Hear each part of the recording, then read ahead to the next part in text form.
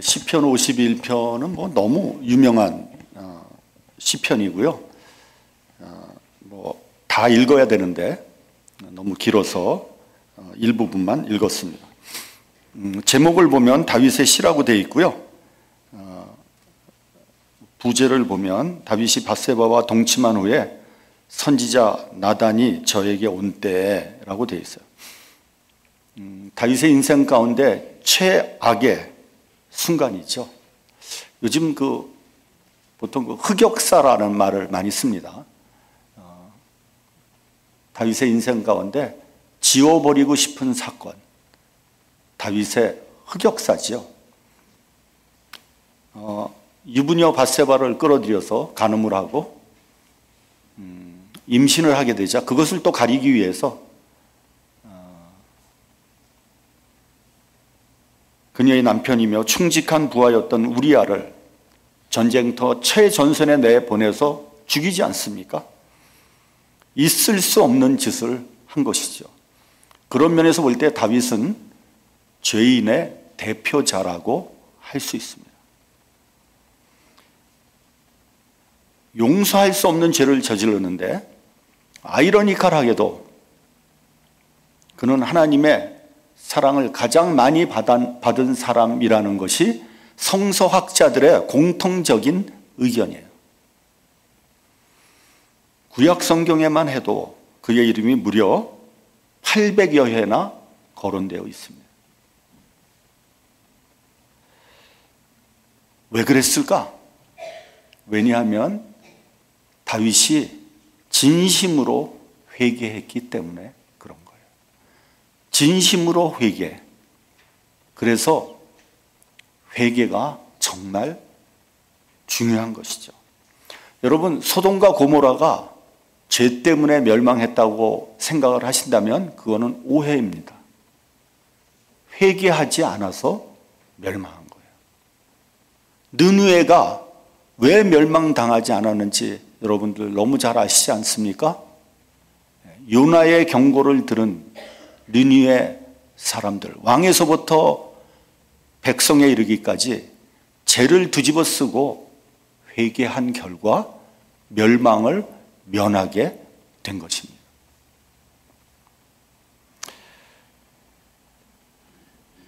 여러분, 하나님은 언제나 충분한 회개의 기회를 주십니다. 그럼에도 불구하고 회개하지 않기 때문에 그 죄로 인해서 망하게 되는 겁니다. 이 세상은 아담과 하와 때부터 지금까지 언제나 죄는 있었습니다. 한시도 죄가 없었던 때는 없습니다. 따라서 이 세상이 망한다면 그것은 회개하지 않아서 망하는 거예요. 죄 때문이 아닙니다. 예수께서도 이 세상에 오셔서 복음을 선포할 때 첫 번째 하신 말씀이 뭡니까? 회개하라, 천국이 가까이 왔느니라. 그 말씀 아닙니까? 회개를 촉구한 거죠.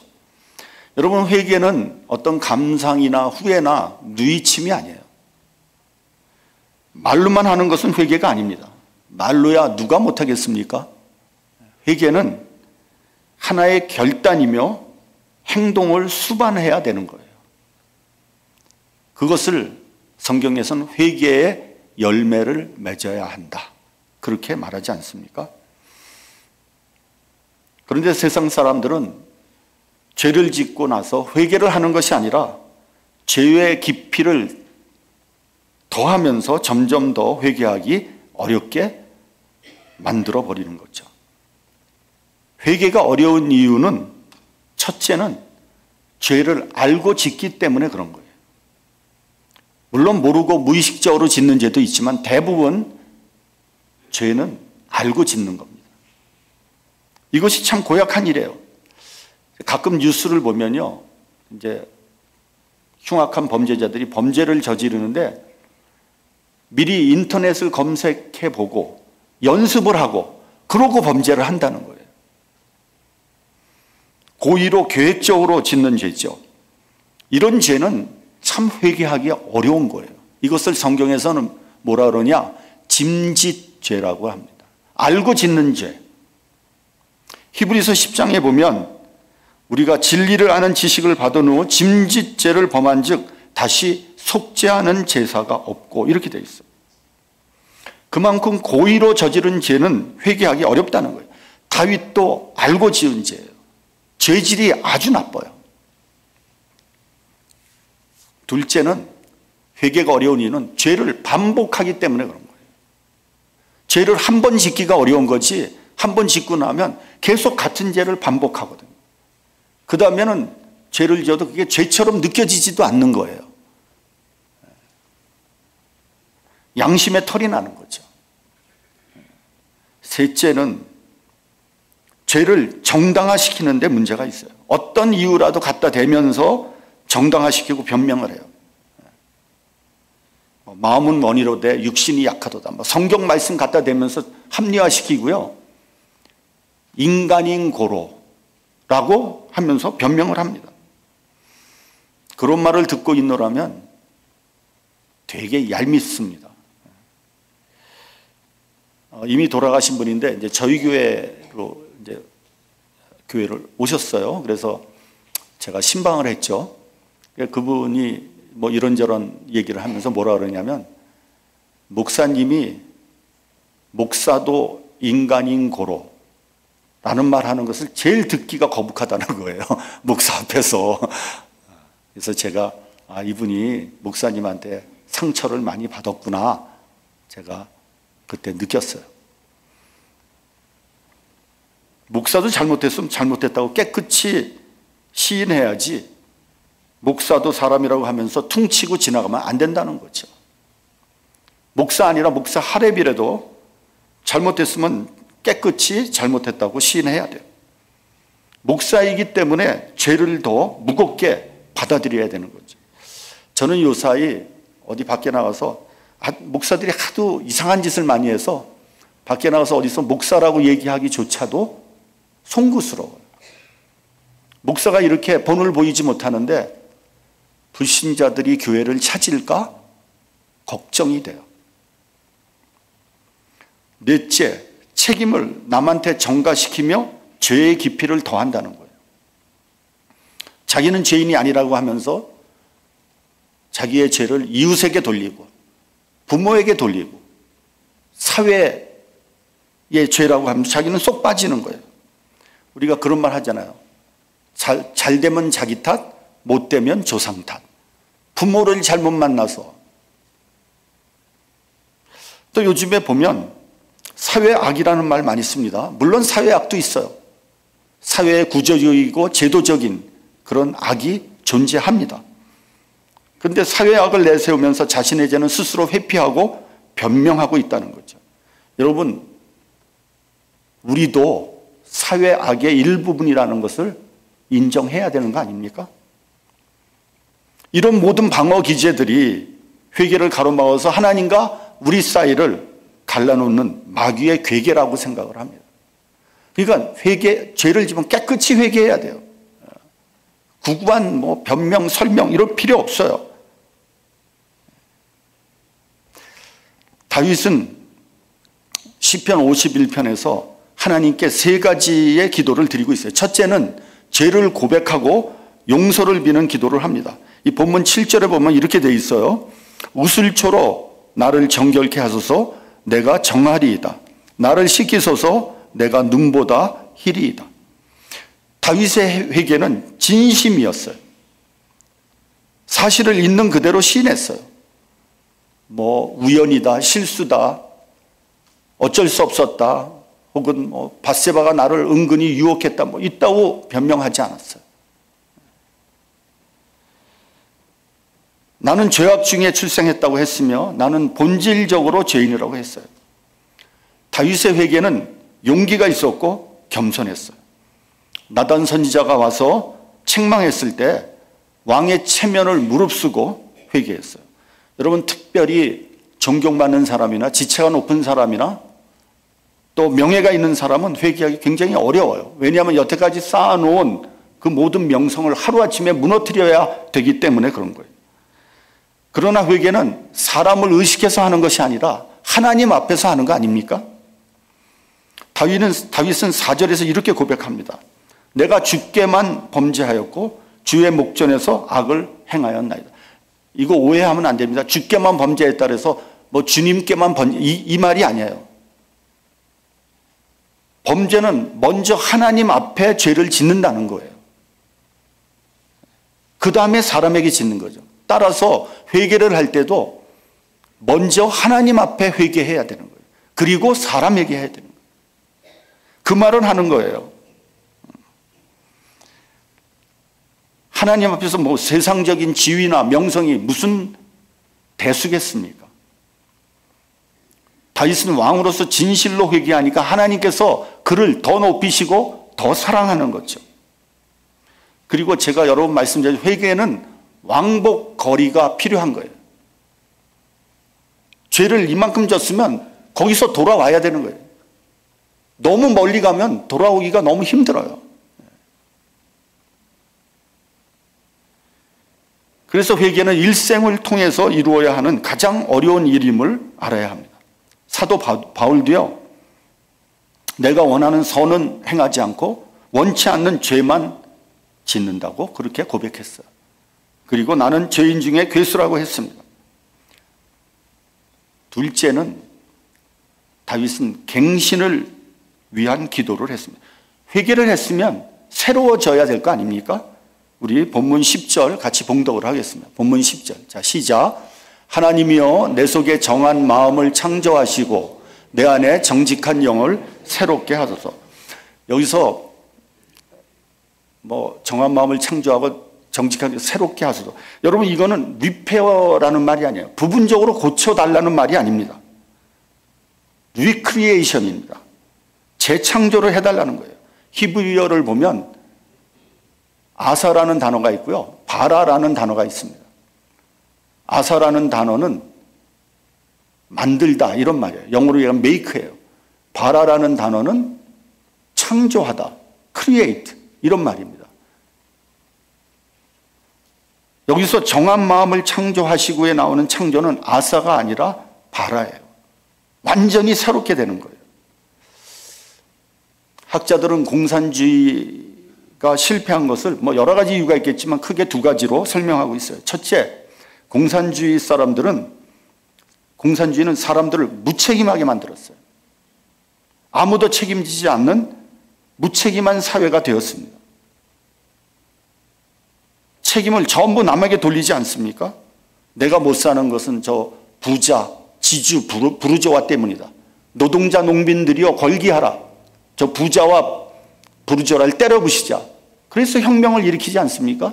전부 책임을 다른 사람에게 돌리는 거죠.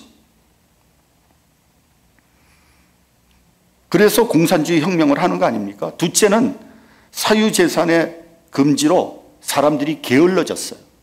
불성실해졌습니다. 자기 것도 아닌데 뭐 열심히 할 이유가 뭐가 있습니까? 그래서 탈북한 사람들이 한국에 와서 제일 힘들어하는 것이 뭔지 아세요?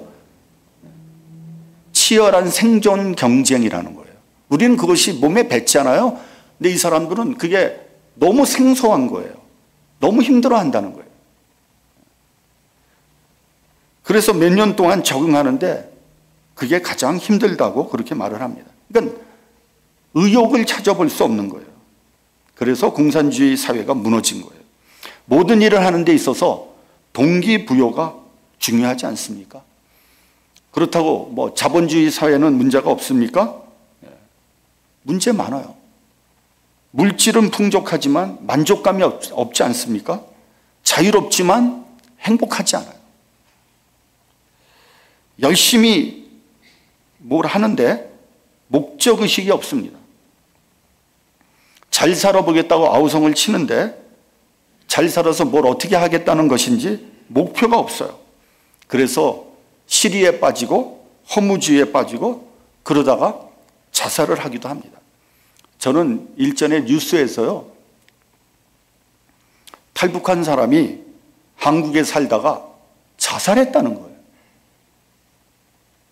아니, 목숨을 걸고 북한에서 나왔으면 한국에 와서 잘 살아야 되지 않습니까? 아니, 목숨을 걸었잖아요. 아니, 남한에서 자살할 것 같으면 북한에서 죽지. 뭐하러 남한까지 내려와서 죽냐고요. 그런데 한편으로 어떤 생각이 든 오죽하면 자살을 했을까? 이게 얼마나 허탈한 얘기입니까?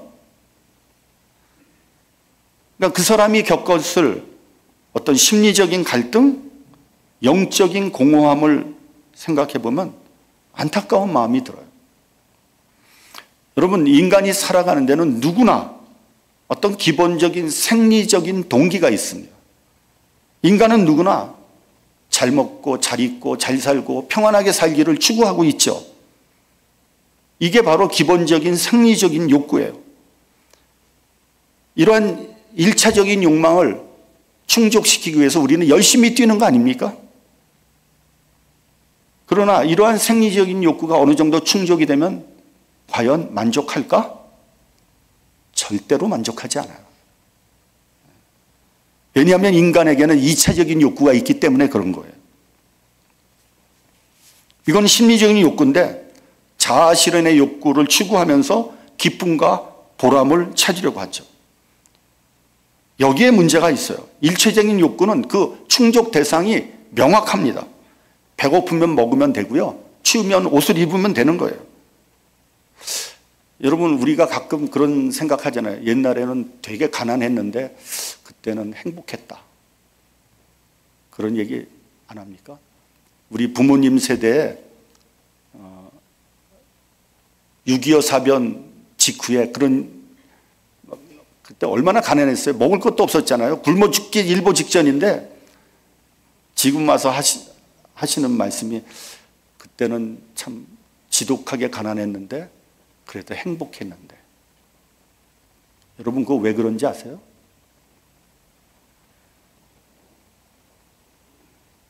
그때는요, 1차적인 욕구만 충족되면 행복했거든요.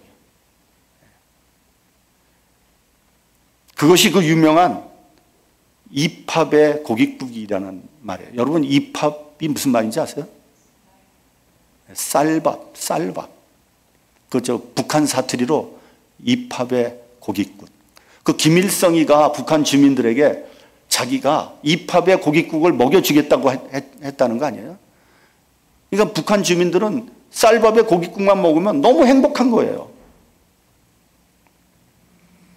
근데 입합의 고깃국은커녕 고난의 행군 때 100만 명 이상이 굶어 죽었다는 거 아닙니까?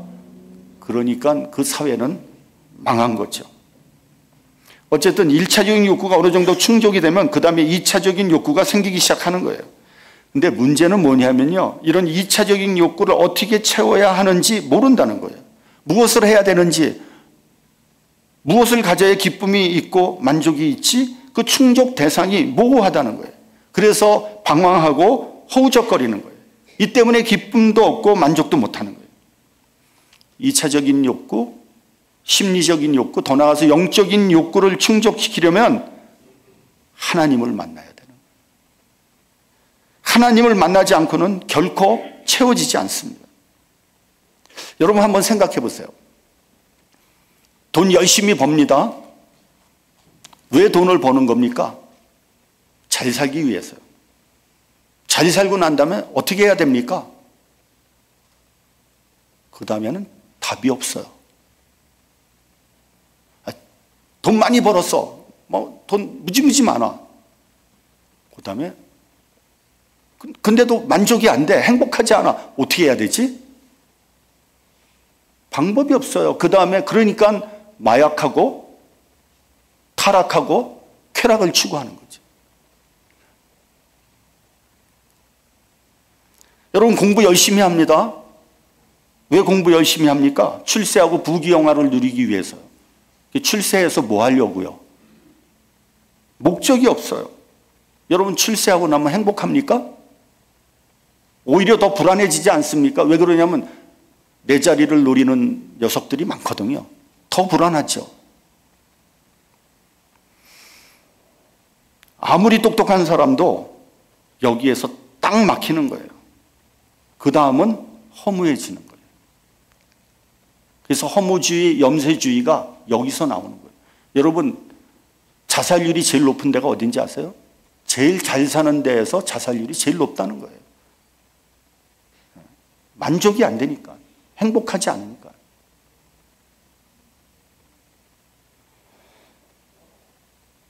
인생의 의미를 아무리 찾아도 찾을 수 없어요. 사도 바울은 로마서 14장 7절 8절에서 이렇게 말했습니다. 우리 중에 누구든지 자기를 위하여 사는 자가 없고 자기를 위하여 죽는 자도 없도다. 우리가 살아도 주를 위해 살고 죽어도 주를 위해 죽나니 그러므로 사나 죽으나 우리가 주의 것이로다. 여러분, 사람은 누구나 한 사람도 예외 없이 자기를 위해 삽니다. 자기를 위해 사는 거예요. 근데 자기를 위해서 열심히 살았는데 지나놓고 보니까 아무것도 없는 거예요. 보람도 없고 기쁨도 없어. 여러분, 내가 산의 진미를 먹고 뭐 돈을 막, 그게 기쁩니까? 보람이 있습니까? 근데 여러분, 아이러니컬하게도 우리가 사는데 기쁨과 보람을 느끼려면 어떻게 하는지 아세요?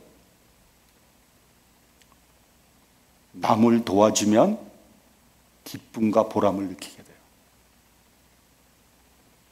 자기를 위해 살면 절대로 기쁘지 않아요. 남을 도와주면 기쁨과 보람을 느껴요. 여러분, 우리가 뭐 어디 나가서 봉사하고 그러잖아요. 어디 가가지고 가난한 사람들도 도와주고 뭐 봉사. 왜 합니까, 그거? 왜 하죠? 돈도 생기는 것도 아니고 아무것도 내 힘 들여서 내가 내 시간 들여서 내 돈 써가면서 그거 하는데 왜 하죠? 기쁨이 있으니까, 보람이 있으니까, 은혜가 있으니까 그거 하는 거예요.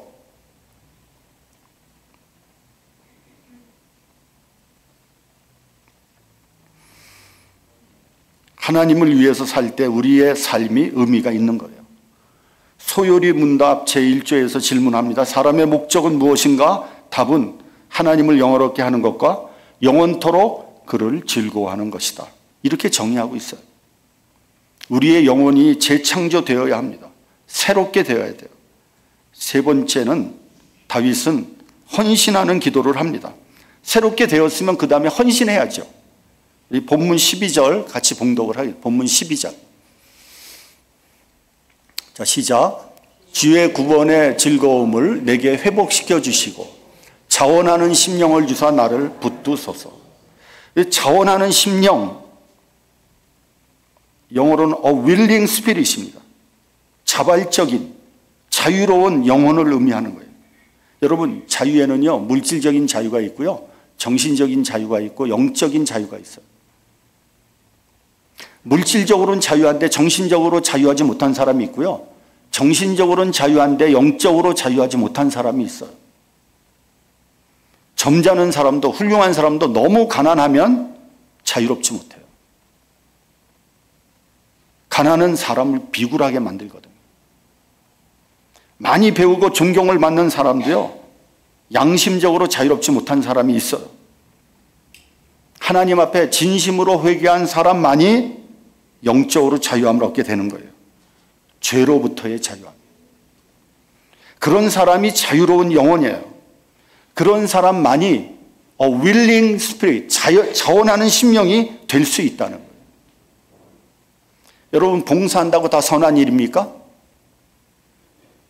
마음속에 정성이 있어야 되고요, 자원하는 심령이 있어야지 선한 일이 되지 않겠습니까? 나에게 남는 물질을 가지고 남에게 준다 그래서 그게 뭐 사랑하는 거고 봉사하는 것입니까? 그 동기나 목적에 있어서 깨끗함이 있고 자원성이 있어야지 그게 온전한 봉사라고 할 수 있지 않습니까? 과거에 한국의 젊은이들이 군대에 가면 굉장히 힘들어했어요. 왜 힘들어합니까? 원하지 않는 일을 원하지 않는 곳에서 해야 되기 때문에 그런 거예요. 심지어는 생각도 자기 마음대로 못하지 않습니까? 군대 가면 3년 동안 시간이 가기만을 기다리고 있는 거죠. 그러다가 거기서 그 환경을 극복하지 못하면 그 자기 젊은 목숨을 스스로 끊는 병사들도 종종 있어요. 만약에 스스로 자원해서 군대를 간다면 그런 일이 없지 않을까? 그런 생각을 해봤어요. 왜 친구들 중에도 군대 체질 있잖아요.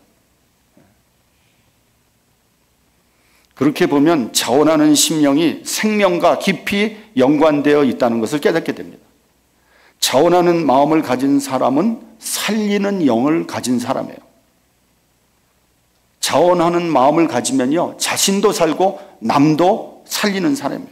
본문 13절에 보면은요, 이렇게 돼 있어요. 13절에 보면 내가 범죄자에게 주의 도를 가르치리니 죄인들이 주께 돌아오리이다. 이렇게 돼 있어요. 자원하는 마음을 가진 사람은 범죄한 사람을 하나님 앞에 인도한다는 거예요. 생명을 살리는 자가 된다는 거예요. 자원하는 마음, 다른 사람을 구원하는 능력을 가진 사람을 의미하는 거예요. 여러분, 하나님은 자원해서 하는 것을 기뻐하십니다. 억지로 마지못해 하는 거 기뻐하지 않아요. 기쁨으로 모든 일을 하기를 원하십니다. 예배를 드리는 것도, 헌금을 드리는 것도, 봉사를 하는 것도 기쁨으로 하기를 원하십니다. 만약에 여러분들이 사역을 하다가 기쁨이 없고 짜증이 나고 억지로 한다면 즉시 쉬는 편이 나요. 하나님께서 그렇게 사역하시는 것 원하지 않으실 거예요. 잠깐 쉬면서 기쁨을 회복하고 난 다음에 다시 일하는 것이 좋습니다. 예배도 헌금도 기쁨으로 드려야 돼요. 저는 제가 목회하면서 헌금에 대한 이야기를 절대 하지 않는 이유가 거기에 있어요. 왜요? 억지로 드리는 헌금은 하나님께서 받지 않기 때문에 그런 거예요. 교회가 재정적으로 그렇게 어려울 때, 정말 너무 어려웠거든요. 그때도 헌금에 대한 설교 일체 하지 않았어요.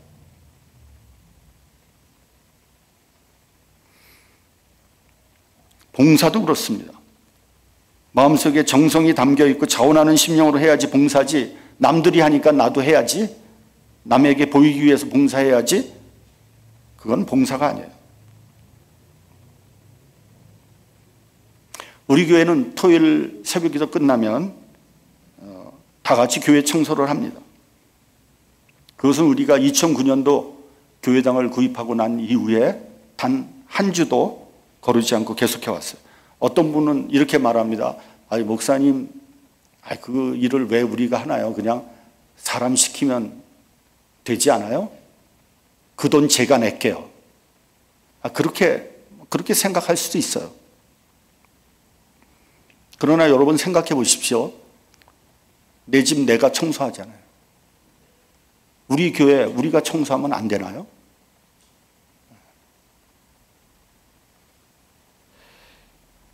제가 우리 교회 담임 목사로 있는 한 계속할 예정이에요. 왜냐하면 자원하는 마음으로 하기 때문에 그런 거예요. 청소하는 분들도 다 자원하는 마음으로 한다고 저는 생각을 해요. 원하지 않으면 안 해도 괜찮아요. 억지로 하는 것은 덕이 되지 않아요. 이러한 교회당을 허락하신 하나님께 감사해서 자원해서 하는 거예요. 여러분, 찬양팀도 자원해서 기쁨으로 해야 되잖아요. 찬양 기타 치면서 인상 푹푹 써서 치면은 그게 무슨 기쁨이 되겠어요? 뭐가 덕이 되겠어요? 찬양, 성가대 마찬가지 아닙니까? 기쁨으로 찬양을 해야지 그게 은혜가 전달되지, 짜증 나면서 막 찬양하면 되겠습니까? 우리가 모르지만 우리 교회 곳곳에 소리내지 않고 말도 없이 이름도 없이 그렇게 봉사하는 분들이 있어요. 그렇기 때문에 교회가 이렇게 움직이는 거예요. 우리 교회 이렇게 처음으로 오신 분들 보면 교회가 되게 깨끗하다. 여러분, 이거 1964년도에 지은 빌딩이에요. 저희가 처음에 왔을 때 귀신 나올 것 같은 집이었어요. 진짜. 이게 여러 사람들이 손 무지하게 본 거예요. 이거. 그래서 교회가 이렇게 된 거예요.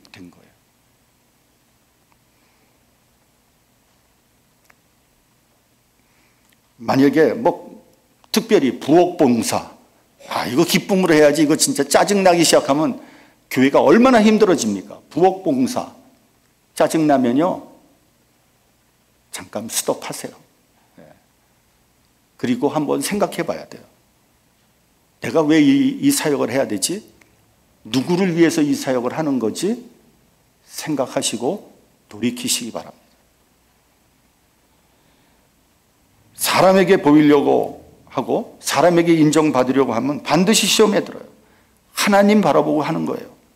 하나님이 원하시기 때문에 하나님 사역을 하는 거예요. 하나님 기뻐하시기 때문에 그 사역을 하는 거 아니겠습니까?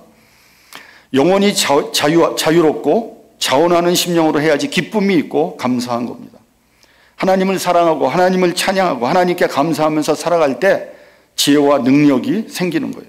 여러분, 성공했느냐 실패했느냐 그 판가름은 어디서 나는지 아세요? 그 사람이 행복하느냐에 따라 다른 거예요. 어떤 사람은 크게 성공했는데 불행해. 그거 실패한 인생이에요. 그렇지 않습니까? 여러분은 신앙생활을 할 때 행복합니까? 그리고 영적인 진단은요, 자유함에 있어요. 여러분 심령은 얼마나 자유합니까?